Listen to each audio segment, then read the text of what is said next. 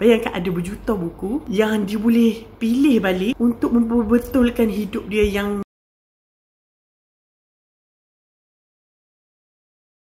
Assalamualaikum, hi, welcome to my YouTube channel, Acha here. Okay, video kali ni Acha nak cerita pasal satu buku. Buku ni tajuk dia Midnight Library. Acha nak cerita yang lain sikit, sebab hari ni, sebab video kali ni Acha rasa macam nak berkongsi inspirasi ataupun kongsi motivasi lah. Kalau siapa-siapa yang di luar sana yang having a hard time or macam ada rasa penyesalan dalam hidup, so video kali ni mungkin sesuai untuk anda.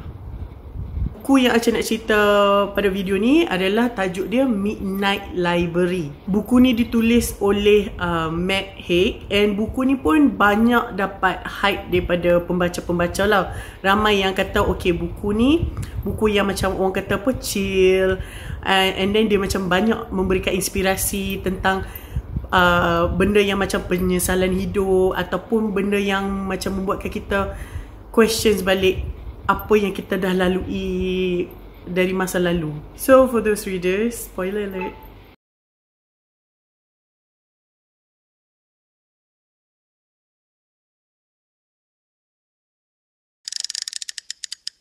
Sinopsis cerita ni menceritakan tentang seorang wanita ni, perempuan ni, nama dia Nora Six. Nora ni dia ada depression tau. So dia macam dah tak mau hidup. Dia dah macam dia ada tekad nak bunuh diri lah satu malam ni. Lepas dia bunuh diri tu, tiba-tiba dia macam dihidupkan balik. Dia ni macam bangun dan dia berada di satu library yang dipanggil nama Midnight Library. Apa yang specialnya Midnight Library ni adalah dia ada berjuta-juta jenis buku, dan semua buku tu adalah kisah hidup Nora Six ni. Jadi Nora ni diberi pilihan untuk pilih cerita mana yang dia nak untuk dia dihidupkan semula. Best kan? Ada berjuta buku. Bayangkan ada berjuta buku yang dia boleh pilih balik untuk memperbetulkan hidup dia yang decision dia yang dia menyesal lah. So disebabkan buat cerita pasal Midnight Library ni tu yang macam pakai baju kelawak kan. Sebab midnight macam waktu kita tidur. Kisah dalam buku ni bermula Nora Six ni, dia waktu dia di sekolah menengah, so dia macam nak meminjam buku di library. Dan ketua macam pengurus orang panggil apa? Librarian lah. Okay, librarian ni nama dia Mrs. Elm. So Mrs. Elm ni pun macam layanlah dia dengan buku apa yang dia nak and everything. Lepas tu Mrs. Elm ni tanya dia, kata hang jadi ke nak jadi perenang kan? Dia kata tak, macam benda tu dia kata tak ngam dengan dia. So macam benda tu habis dekat situ, chapter 1 tu. And then 19 tahun kemudian, Nora Six ni dia tengah baring dekat satu kursi dia. Dia ada di rumah lah, dengan muka selebehnya, dengan tak mandinya semualah. Lepas tu dia tengah baring ni macam tengah menung something lah. Lepas tu tiba-tiba ada orang ketuk pintu dia. Dia pun pergi lah buka pintu tu kan. Dan dia nampak lah ada seorang lelaki ni yang dia kenal. Nama dia Ash. Ash ni dia kenal sebab Ash ni pernah ajak dia minum kopi. And Ash ni merupakan macam seorang doktor lah. Ash ni memang handsome and everything. And then Ash ni pun kata lah kat dia, macam tanya macam biasalah, how was your day and everything. Lepas tu Ash ni cakap lah, dia seekor kucing kan, kucing color oyen. Lepas tu Nora ni pun kata, aku ada kucing. Kenapa? Tu Ash ni kata, aku rasa aku nampak kucing hang kat tepi jalan dah mati. Asalnya ada orang langgar. Nora ni macam, what? Ada kucing mati? Kucing aku mati? Lepas tu dia macam keluar cepat-cepat tau cari kucing dia. And then betul kucing dia mati. Nora ni kira macam nangis lah dekat situ kan. Kata kenapa kucing aku mati apa semua. Walaupun dia nangis dengan kematian kucing dia tu, tapi dia ada satu feelings yang kat kucing dia ni, dia rasa cemburu. Kenapa dia nak cemburu? Pelik kan? Lepas tu Nora ni dia macam pergi tempat kerja tau lepas kematian kucing dia ni. Lepas tu dia macam dia sampai tempat kerja dia tu lambat. So macam bila dah lambat, biasalah mestilah bos nak jumpa kan. Bila bos dia jumpa, lepas tu Nora ni macam dia cepat-cepat dah minta maaf dekat bos dia. Kata oh sorry, dia lambat. Dia kata kucing ni mati. Lepas tu dia kena macam buat pengumbumian, tak ada siapa dekat rumah yang nak tanda kucing dia. So that's why dia macam lambat lah. Nora ni dia pekerja dekat kedai muzik. Kedai muzik ni dia jual barang-barang macam gitar lah. Tapi Nora ni dia bekerja sebagai cikgu piano, cikgu yang ajak kelas piano. Tapi student ni seorang je. Dalam Nora ni dia bagi alasan kata lambat dia semua tu kan. Lepas tu bos ni dia macam menung tengok Nora ni macam ni tau. Macam biasa bos-bos buat kan. Lepas tu bos dia tanya dia, apa tujuan hang hidup? Ada cita-cita tak? Lepas tu Nora ni pun kata nak buat apa, ada cita-cita kan. Macam aku dah happy dengan hidup aku. Aku jadi cikgu piano, aku ajak muzik. Lepas tu bos dia kata, tapi student hang seorang je kot. Hang happy macam tu? Lepas tu Nora ni pun macam, yes aku happy. Memang aku dah selesa dengan keadaan aku. Bos dia tanyalah, hang dah berapa lama dah kerja dekat sini? Nora ni kata, oh aku kerja dah dekat 13 tahun 2 bulan dan 11 hari. Macam tu lah dia jawab. Tu bos dia kata, gila, lama gila hang kerja dekat sini, dah belas tahun dah. Nora ni macam, tak ada lama sangat. Lepas tu bos ni kata lah, hari tu abang hang mai kedai ni, abang ke adik, kalau tak silap lah, abang ke adik macam tu lah mai kedai ni, dia jual gitar dia. Tu Nora ni pun macam, abang adik aku dekat sini. Oh bila? Hari apa yang dia mai kan? Bos dia pun kata lah, oh dia mai hari Jumaat. Dia macam jual gitar dia. Dia tak beritahu hang ke dia mai sini.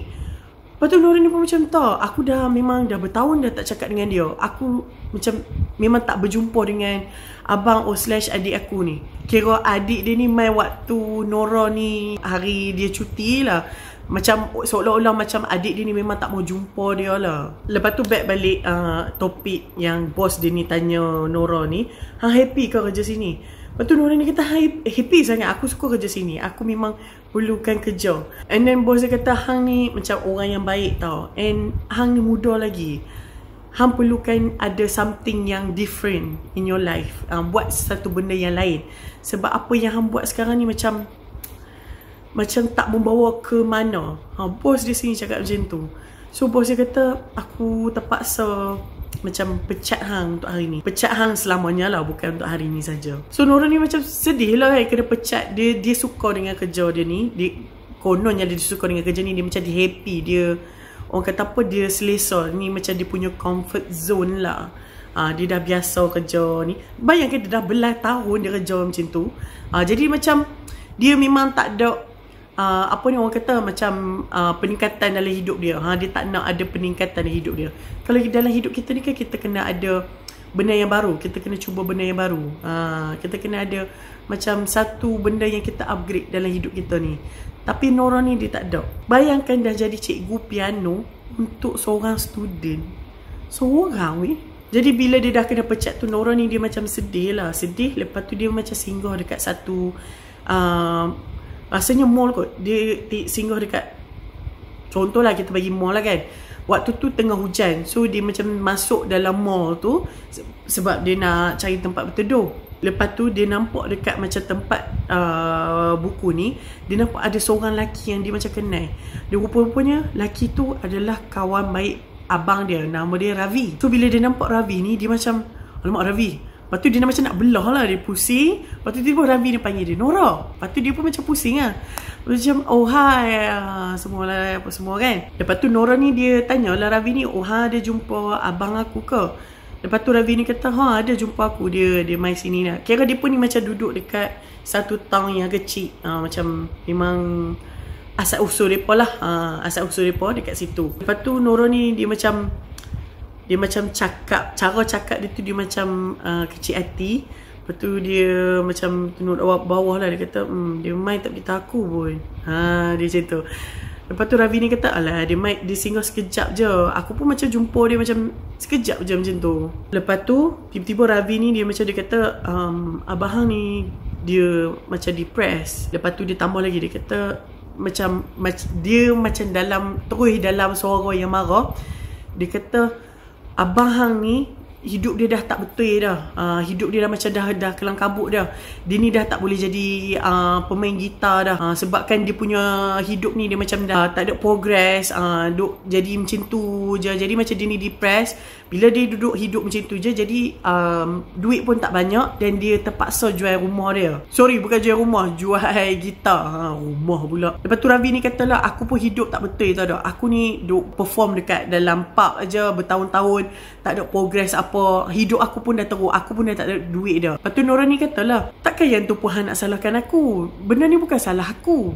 Benda ni macam dah bertahun kot, kenapa hang nak ungkit balik? Hang nak salahkan aku ke sekarang ni apa yang jadi dekat hampa? Aku pun tengah susah juga. Jadi macam bukan hampa seorang je susah. Ravi ni pun kata, sian je kat hang susah.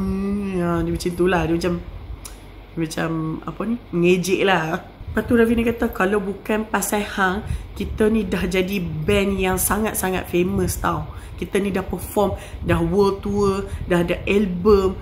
Waktu tu kami ni dah nak sign dengan Universal Production tau. Tapi sebabkan hang tak dapat sign benda tu, dan kami ni kena hidup merempat macam ni. Silat-silat kita ni dah jadi macam Coldplay dah. Lagi hebat daripada Coldplay. Ni sebab tengah hit kan Coldplay kan. Nora ni jawab balik, dia kata waktu tu aku ada panic attack tau. Lepas tu aku dah kata dah, aku keluar daripada band tu tak bermakna aku keluar sepenuhnya. Aku berhenti jadi penyanyi saja. Tapi yang tulis lagu, yang buat lagu apa semua, aku kata aku boleh join, tak ada masalah. Plus waktu tu aku nak bertunang dengan boyfriend aku. Boyfriend aku dah ajak kahwin. Lepas tu Ravi ni pun macam, oh ya ke? Lepas tu sekarang ni apa dah jadi? Lepas tu Ravi ni kata lah, hang ni semua benda masalah. Kahwin masalah, kerja masalah. Sebenarnya masalah hang ni bukannya benda ni benda lain apa semua ni. Masalah hang ni masalah hidup je. Nora ni dia macam bengang lah, dia defense diri dia kata. Lepas tu Nora ni macam defense diri dia. Dia kata, yelah, aku je lah masalah. Hang tu, masalah hang sikit-sikit dah salah kau orang. Sikit-sikit salah kau orang. Yang hidup hang caca merba ni, dah porak-poranda ni, semua nak salah orang. Lepas tu Ravi ni dia macam bengang dengan Nora ni. Dia macam, alah, InsyaAllah jumpa lagi. InsyaAllah pula. And then Nora ni katalah, bagi tahu dekat Joe tu abang dia lah. Joe kata aku kisah salam. Lepas tu dia cakap, please bagi tahu tau dekat Joe ni, kata aku kisah salam. Lepas je Ravi belah, tiba-tiba ada seorang perempuan macam rambut blonde macam tu lah, tiba-tiba panggil Nora ni. Macam Nora. Lepas tu Nora ni pun macam, lah siapa pula dah. Nora ni pun toleh lah belakang. Lepas tu dia macam kira perempuan ni kira kawan lama lah. Lepas tu perempuan ni pun macam, aku ingat hang kan dulu perenang dekat sekolah kita kan. Lepas tu hang kan pandai. Macam kita jumpa balik kawan sekolah kan.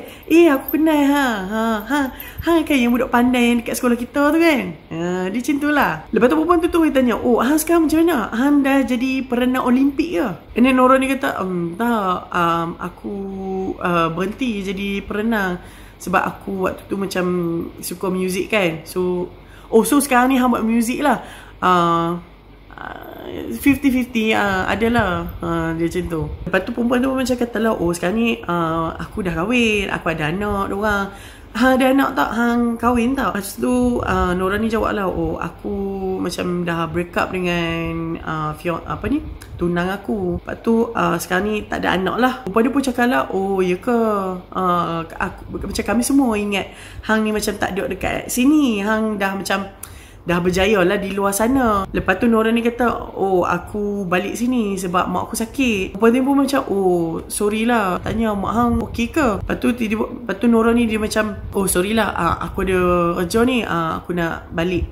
Lepas tu dia pun macam belah macam tu je. Lepas tu Nora ni kira dia sampai rumah, tiba-tiba dia dapat satu call daripada seorang perempuan ni. Perempuan ni merupakan mak kepada budak student yang dia ajak piano tu. Lepas tu macam perempuan ni katalah, macam anak dia ni tak dapat datang lesson sebab dia rasa macam dia nak berhenti daripada main piano. Lepas tu Nora ni pun katalah, kenapa nak berhenti? Dia ni pandai kot, dia terror kot main kan, kenapa nak berhenti? Sayangnya berhenti. Tolonglah jangan berhenti, tolonglah. Kira Nora ni macam merayu lah dekat perempuan tu sebab ini je lah salah satu-satunya student dia yang dia ada. Lepas tu perempuan tu pun macam tak ada, dia memang nak berhenti. Sorry. Lepas tu dia macam perempuan tu terus letak. So bila Nora dia dah dengar macam tu, Nora ni dia macam down lah. Dia rasa macam dia ni sangat-sangat tak guna dalam dunia ni. Dia rasa macam tak ada siapa pun perlukan dia. Yelah dia ni dah kena pecat. Lepas tu student ni satu-satunya dah nak berhenti main piano. Lepas tu jumpa pula lepas tu abang dia datang dekat sini, tak mau jumpa dia langsung, tak mau cakap dengan dia langsung. Semua orang nak benci dia. Lepas tu kucing mati. Kira dia macam putus asa lah dengan hidup. Dia rasa down. Lepas tu dia macam menu sambil tu minum arak. Jadi dia rasa macam, yelah semua orang lebih bahagia kot kalau aku tak ada. So sambil-sambil yang dia meratap kesedihan hidup dia tu, sambil-sambil tu dia tengok pula social media daripada orang lain kan. Semua orang bahagia, sharekan kebahagiaan lah. Macam orang ni happy pergi travel, orang ni happy ada family, orang ni happy dalam kejayaan dia. Jadi lagi mendownkan si Nora ni lah. Lepas tu Nora ni dia ada dapat satu message daripada seorang lelaki ni, nama dia Dan tau. Dan ni macam dia, boleh tak kita bercakap? Aku nak jumpa hang sangat-sangat. Aku rindu sangat-sangat kat hang. Dan ni merupakan tunang kepada bekas tunang kepada Nora ni. So dia pun ni macam dah putih lah. And Nora ni macam dia dah down kan. So dia tak mahu lah jumpa si Dan ni. And then waktu tu dia decide dia nak bunuh diri. Lepas tu Nora ni dia macam, dia sambil baring, and then dia macam tenung siling kan. Sambil-sambil tu dia cakap I miss you. Lepas tu dia call abang dia. Dia tinggalkan, macam abang dia tak angkat call lah. So bila tak angkat call, dia ada voicemail kan. So dia tinggalkanlah voicemail. Dia cakap I love you, aku sayang hang Jo, thank you sebab jadi abang aku. Benda ni macam hang tak boleh ubah dah. Masalah tu bukan hang, masalah tu masalah aku. So macam at the end tu dia cakap I love you lah dekat abang dia tu. Lepas dia tinggalkan voicemail tu, dia bangun, dia pergi ambil pen, dia pergi ambil kertas. Dia macam tulis surat lah. Dia tulis suicide note. Dalam suicide note tu dia cakap, aku ni dah miss banyak opportunity dalam hidup aku. Dan aku ni banyak menyusahkan hidup orang dan membuatkan orang lain merana disebabkan aku. Jadi apa gunanya untuk aku hidup lagi? So better aku macam mengundur diri, meninggalkan dunia ini. Aku dah tak ada apa lagi untuk bagi. So di sini sajalah hidup aku. And then dia cakap last word dia, be kind to one another. Bye. Tepat pukul 12 dia bunuh diri tu, pukul 12 malam lah dia bunuh diri tu. Tiba-tiba dia terbangun dekat dalam satu bangunan ni. Dia macam, ni syurga ke? Dia kata macam, tapi bangunan ni macam aku pernah tengok. Ni library ni. So dia pun macam pergi approach lah dekat bangunan tu kan. Pergi approach, dia buka pintu. Dia kata, betul lah, aku memang kenal tempat ni. Ni library sekolah aku ni. So dia macam, macam mana aku boleh terbangun tiba-tiba dekat library ni kan. And then dia nampak librarian yang dia familiar, Mrs. Elm, yang mula-mula tadi pembukaan cerita tu, yang dia selalu jumpa lah sebab dia ni selalu pinjam buku dekat library kan. So dia jumpa Mrs. Elm ni. Lepas tu Nora ni dia nampak, kerana library ni banyaknya buku, and then library ni lebih besar daripada library sekolah aku. Walaupun rupa sama, tapi ni lagi besar. Lepas tu Nora ni tanyalah, hang siapa? Lepas tu perempuan ni jawab, aku ni librarian lah, tu pun tak tahu. Lepas tu Nora ni tanyalah, hang Mrs. Elm ke? And then librarian tu pun jawab, mungkin. Sebab rupa librarian ni memang macam Mrs. Elm tu. And then Nora ni tanyalah, aku kat mana ni? Kenapa aku ada kat sini? Ini syurga ke? Mrs. Elm tu pun jawab, it's okay, everything is going to be okay. Tak ada apa. So hang jangan risau, hang duduk je dulu sebab aku akan terangkan satu-satu. Lepas tu Mrs. M ni pun katalah, sekarang ni hang berada di tengah-tengah antara akhirat dan juga dunia. Kira hang mati pun tak, hidup pun tak. Kira hang ni macam tengah ada persinggahan lah. Dan persinggahan hang ni adalah satu library. Setiap buku di library ni adalah hidup hang. Setiap buku dalam library ni menceritakan segala kemungkinan kehidupan hang yang berlaku di dunia. So Nora ni tengok dekat situ, buku dia berjuta, banyak sangat. Dia macam, banyaknya possibilities yang ada dalam hidup aku, banyaknya kehidupan aku ni, macam tu. Lepas tu Mrs. M ni katalah, jadi setiap buku ni dia memberi peluang untuk hang untuk lalui kehidupan yang hang nak dan boleh nampak perbezaan dan perbandingan daripada hidup hang sebelum tu. So kalau hang diberi peluang ni, ada tak penyesalan hang yang hang nak ubah? And then Nora ni pun jawab, dia kata, so aku ni memang matilah kan? Mrs. M ni pun macam, tak, hang tak mati. Hang tak dengar ke apa aku cakap tadi, yang aku explain tadi tu? Hang ni berada di tengah-tengah. Mati pun tak, hidup pun tak. Ni kira macam tempat persinggahan lah. Kira kematian tu di luar bangunan ni. Luar bangunan ni. And then orang ni pun macam, okay, so aku nak keluar lah. Sebab aku memang nak mati. Dia macam tu. Mrs. M ni pun macam, tak. Ni macam, ni bukan cara dia. Cara dia memang hang kena masuk library ni. Dan hang kena buat pilihan. Orang ni pun macam, loh, kenapa pula dah aku kena buat pilihan? And Mrs. M ni pun katalah, mati adalah bukan pilihan hang. Hang bukan boleh pilih untuk mati.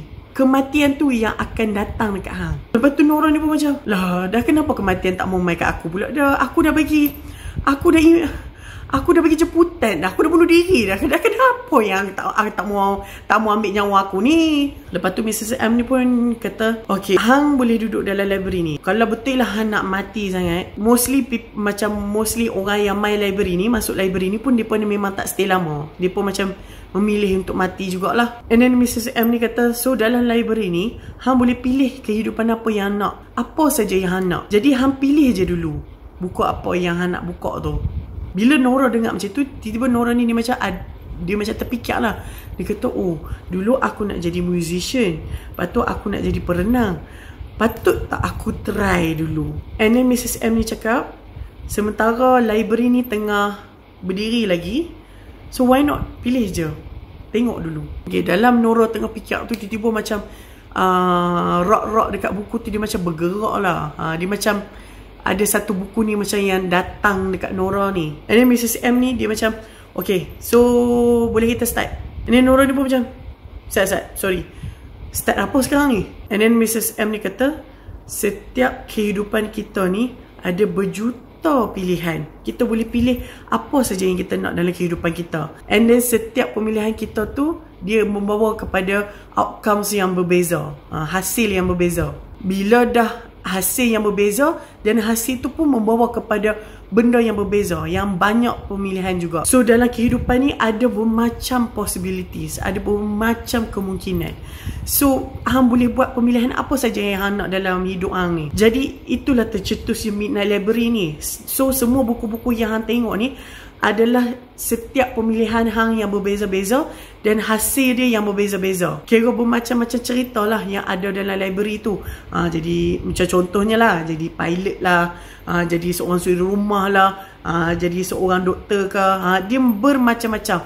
Sebab tadi macam Mrs. M ni kata, dalam kehidupan kita ni memang ada bermacam-macam possibilities. So kalau diberi pilihan tentang kehidupan yang hampa nak, adakah hampa akan memilih kehidupan tu dan buat pilihan yang berbeza dan memperbetulkan ataupun mengubah setiap pilihan yang hampa menyesal? Itulah motif Midnight Library. Jadi buku ni dia buatkan kita questions. Bukan setakat Nora je yang tertanya-tanya. Macam Aceh pun tertanya-tanya juga dengan benda tu. Macam kalau lah aku dapat masuk Midnight Library tu, wish, macam-macam kehidupan yang aku nak tengok. First kehidupan yang Aceh teringin nak tengok, Asia.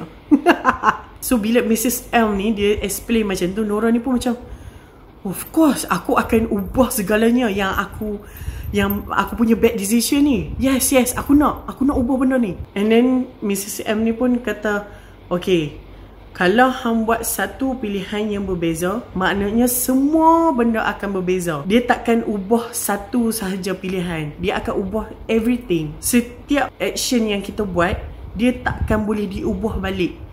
Jadi tak apalah, kita try. Nora ni dia macam duk fikir kan. Dia kata, betul ke benda ni? Aku ni kena scam ke kan? Mrs. M ni pun kata betul. Hang ni sekarang ni berada di tengah-tengah. Mati pun tak, hidup pun tak, mimpi pun tak. Ni memang real, tapi dia bukanlah di dunia yang nyata, dan juga akhirat, dan juga mimpi. Jadi benda ni lebih kurang macam persinggahan. Lepas tu tiba-tiba datangnya satu buku ni. Buku ni kira color kelabu lah. Buku tu sangat besar, tapi macam Mrs. M tu pegang ringan je. Nora ni duk party je. Kata, wish, besarnya buku ni. Ni buku apa ni? Lepas tu Mrs. M ni dia explain lah. Dia kata, dalam library ni, semua buku ni adalah cerita tentang hidup hang kecuali satu buku. Dan buku tu adalah yang ni lah, satu buku tu. Dan buku ni pun buku yang hang, dia tertulis tanpa hang perlu tulis pun. Dia macam, dia wujud sendiri. Dan buku tu diberi nama The Books of Regrets, buku penyesalan lah. So dalam buku ni dia catat semua penyesalan hidup yang ada dalam kehidupan Nora ni lah. Daripada dia lahir lagi sampailah dia umur dia yang sekarang ni. Umur dia sekarang ni dalam 30-an lah. So setiap umur dia ni, itulah setiap chapter yang ada dalam buku ni. So kalau umur setahun, chapter 1. Umur 2 tahun, chapter 2. Dia macam tu. Lepas tu Nora ni pun dia macam tengok lah, macam apa ni, jeling lah sikit kan, tengok buku tu. Lepas tu dia nampak, aku menyesal aku tak exercise hari ni. Nora ni pun macam, betul, aku ada menyesal juga tak exercise hari tu. And then dia duduk baca-baca tu, dia nampak ada satu regrets ni. Dia kata, aku menyesal tak bagi tahu ayah aku I love you sebelum dia mati. And then the next one, dia kata, dalam ni tulisan dalam buku tu lah. Dia kata, aku menyesal keluar daripada band bersama dengan abangku. Aku menyesal tak kahwin dengan tunang aku. Aku menyesal tak pergi Australia dengan best friend aku. Aku menyesal tak jadi perenang. Aku menyesal tak pergi universiti. Aku menyesal gaduh dengan ayah aku. Semualah, banyak sangat. Memang penuh lah chapter tu kan. Sebab dia banyak sangat penyesalan. Lepas tu Mrs. M ni dia macam explain lah. Dia kata, ada yang penyesalan kita, kadang-kadang kita menyesal, kadang-kadang kita tak. And then Nora ni pun dia macam teruskan lagi duk baca penyesalan dia tu. Dia kata, and then dia nampak satu penyesalan dia tu, dia macam sama je lah. Penyesalan dia tu, aku menyesal minta putus dengan Dan, yang ex-fiancé dia tu. Aku menyesal tak kahwin dengan dia. Aku menyesal tak buka pub dengan dia. Aku menyesal dengan Dan. Aku menyesal ni. Banyaklah nama Dan tu. Okay, macam mana Nora ni dia boleh kenal dengan Dan ni? Dia pun ni kenal macam waktu sekolah ke waktu universiti macam tu. So kenal dari segi daripada kawan lah. Lepas tu Dan ni dia macam ada cita-cita dia nak buka pub dia sendiri, which is yang apa ni, tempat orang minum-minum, orang jam macam tu lah. Lepas tu kira macam perempuan, macam Nora ni pun dia rasa macam happynya Dan ni ada cita-cita. So dia macam nak hidup lah bersama dengan Dan ni. Dan Dan ni pun propose lah ajak Nora ni kahwin. Tapi bila dia dah bertunang dengan si Dan ni, dia tiba-tiba rasa macam dia tak mau kahwin dengan Dan ni. Dia rasa macam perkahwinan ni adalah macam salah satu benda yang takkan kekal lama. Kenapa dia nak kahwin dengan seseorang sedangkan perkahwinan tu dia takkan bertahan. Dia kira macam Nora ni dia tak mau jadi macam parents dia. Parents ni kira bercerai. So macam Nora ni dia rasa macam kalau dia kahwin dengan Dan ni pun dia akan lalui benda yang sama. Lepas tu mak si Nora ni mati 3 bulan sebelum perkahwinan dia. Jadi lepas kematian mak dia ni jadi macam anxiety, dia jadi depressed. Jadi dia rasa macam dia tak maulah lalu kahwin dengan Dan ni. So dia pun minta putus. Dan dia macam berakhir hubungan dia tu macam tu je. Dalam Nora duk tengah tengok penyesalan dia dalam buku penyesalan ni, tiba-tiba buku ni dia macam tiba-tiba dia macam tindih. Bukanlah tindih, actually dia macam okay lah, lebih kita cakap dia tindih lah. Dia lebih kurang macam tindih Nora ni. Umpama macam penyesalan tu sangat-sangat berat kepada dia. Dia rasa macam tak boleh nafas. Dia rasa macam dia jadi macam anxiety lah. So bila dia jadi macam tu, Mrs. L ni dia cepat-cepat cakap, tutup buku tu. Tutup buku tu cepat. Sebab penyesalan tu macam terlalu berat untuk hang. So tutup buku tu. Yang Nora ni dia pergi tutup mata. Dia bukan tutup buku tu, dia pergi tutup mata. Jadi Mrs. M dia kata, bukan tutup mata, tutup buku tu pergi tutup. Nora ni pun macam okay, tutup buku. Bila dia dah tutup buku tu, so macam everything macam back to normal lah. Tiba-tiba dia rasa macam ringan balik. Dia rasa macam jadi normal self lah. Lepas tu Mrs. M ni kata kalau bila jadi macam tu, maknanya penyesalan tu terlalu berat untuk hang. Maknanya hang ni memang menyesal betul-betul lah. So bila dia jadi macam tu, Mrs. M ni kata, okay, hang nak tak ubah penyesalan hang tu? Nurani pun tanyalah, ubah macam mana? Mrs. M ni kata, ubah maksudnya hang get back together balik dengan Dan tu, kahwin dengan Dan. Kira macam hang lalui kehidupan dengan Dan lah, seperti mana yang hang rancang sebelum ni. So Nurani pun dia kata lah, okay, aku nak try. So macam mana kita nak buat benda tu? And then tiba-tiba macam shelf dekat buku ni pun macam bergerak lagi. And then datanglah satu buku ni. Lepas tu Mrs. M ni pun tunjuk lah, okay, ni buku yang dia tunjuk kehidupan hang dengan Dan ni.